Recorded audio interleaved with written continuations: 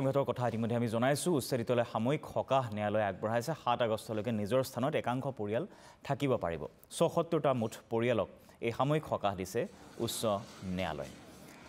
আৰু তাত আজি দ্বিতীয় দিনৰ উচ্ছেদ অভিযান চলি আছে আমি পোনপতি হৈ যোৱা বিচাৰিছো আমাৰ সাংবাদিক দেৱাশিষ শৰ্মাৰ ওচৰলৈ দেৱাশিষ কি জনাব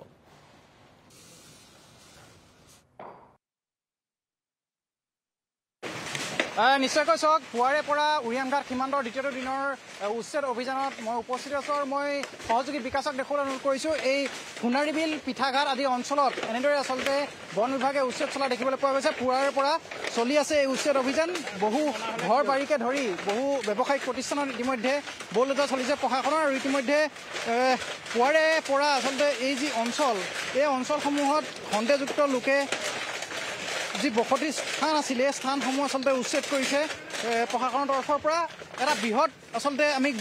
চুফাৰী গুদামৰ ভিতৰলৈ সোমাই যাব বিচাৰিছোঁ এটা বৃহৎ চুফাৰী গুদাম আছিল এই স্থানত আৰু এই চুফাৰী গুদামটোৰ পৰাই বিভিন্ন স্থানলৈ আচলতে চুফাৰী সৰবৰাহ হৈছিল এই সীমান্ত অঞ্চলত আচলতে বিভিন্ন ধৰণৰ চুফাৰী ব্যৱসায়কে ধৰি যিসমূহ অনৈতিক কাৰ্যকলাপ সেই কাৰ্যকলাপসমূহ ইয়াৰ পৰা চলা দেখিবলৈ পোৱা গৈছে মোৰ সহযোগী বিকাশে দেখুৱাইছে এটা বৃহৎ আচলতে তামোলৰ ফেক্টৰী আছিল এই স্থানত আৰু এতিয়া বন বিভাগে আচলতে উচ্ছেদ চলা দেখিবলৈ পোৱা গৈছে মোৰ সহযোগী বিকাশে দেখুৱাইছে সামগ্ৰিক পৰিৱেশ পুৱাৰে পৰা আচলতে এই সীমান্ত অঞ্চলৰ 1 নং পিঠাঘাট সোণাৰীবিল আদি অঞ্চলত যি স্থানসমূহ আছে সন্দেহযুক্ত লোকে ভৰি পৰিছিল সেই স্থানসমূহত আচলতে প্ৰশাসনে বুলডোজাৰ চলা দেখিবলৈ পোৱা গৈছে এটা বৃহৎ আচলতে পৰিসীমাত থকা এই যি চুফাৰী গুদামটো এই গুদামটোত ইতিমধ্যে প্ৰশাসনে বুলডোজাৰ চলা দেখিবলৈ পোৱা গৈছে বহু লোক এই স্থানৰ পৰা আঁতৰি গৈছে যদিও প্ৰায় 30% লোক এই স্থানত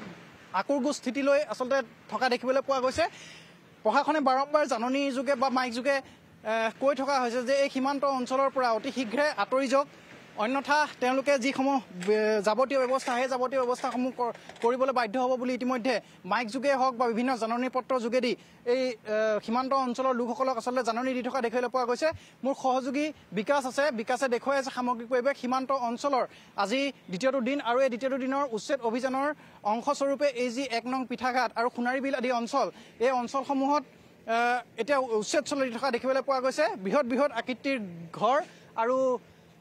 সীমান্ত অঞ্চলত থকা যিসমূহ চুফাৰী সিন্ডিকেট গঢ়ি উঠিছিল চুফাৰীৰ যিসমূহ গুদাম আছে সেই গুদামসমূহত ইতিমধ্যে প্ৰশাসনৰ বুলডোজাৰ চলা দেখিবলৈ পোৱা গৈছে বহু সংখ্যক আচলতে অসম আৰক্ষীৰ জোৱান বন বিভাগৰ জোৱান আৰু CRPFৰ বাহিনী ইয়াত নিয়োজিত হৈ আছে বহু উচ্চপদস্থ বিষয়া এই স্থানত উপস্থিত আছে গোলাঘাট জিলাৰ আয়ুক্তকে ধৰি গোলাঘাট জিলা আৰক্ষী অধীক্ষকে ধৰি বিভিন্ন উচ্চপদস্থ বিষয়া ইয়াত উপস্থিত আছে ৰাজ্যখনৰ বিভিন্ন জিলাৰ বহু আৰক্ষী অধীক্ষক ইয়াত আছে বন বিভাগৰ বহু উচ্চপদস্থ বিষয়া মুখ্য বন সংৰক্ষককে ধৰি প্ৰধান মুখ্য বন সংৰক্ষক সকলো ইয়াত আহি উপস্থিত হৈছে আৰু সীমান্ত অঞ্চলত এই উচ্ছেদ অভিযানত অংশ লোৱা দেখিবলৈ পোৱা গৈছে আৰু এটা কথা এই মুহূৰ্তত কৈ থব লাগিব যে অসমৰ সৰ্ববৃহৎ উচ্ছেদ অভিযান এই সীমান্ত অঞ্চল উৰিয়ামঘাট আৰু এই উৰিয়ামঘাটতেই প্ৰায় 11,000 ভূমি বেদখল কৰা তথ্য ইতিমধ্যে মুখ্যমন্ত্ৰীয়ে অৱগত কৰিছে আৰু 11,000 ভূমি বেদখল মুক্ত কৰাৰ স্বাৰ্থত হিমন্ত বিশ্ব শৰ্মাৰ নেতৃত্বাধীন যিখন চৰকাৰ এই চৰকাৰৰ এক অভূতপূৰ্ব পদক্ষেপ বুলি এই মুহূৰ্তত ক'ব লাগিব যিহেতু সীমান্ত অঞ্চলত থকা 11,000 বিঘা ভূমি বেদখল মুক্ত কৰিবলৈ সক্ষম হৈছে আৰু ইতিমধ্যে আজি দ্বিতীয়টো দিন আৰু দ্বিতীয়টো দিনত এনেদৰেই 1 নং পিঠাঘাট সোণাৰীবিল আদি অঞ্চলত দেখিবলৈ পোৱা গৈছে উচ্ছেদ অভিযান চলাই থকা দেখিবলৈ পোৱা গৈছে আৰু বহুকেইটা স্থানত ইতিমধ্যে যিসমূহ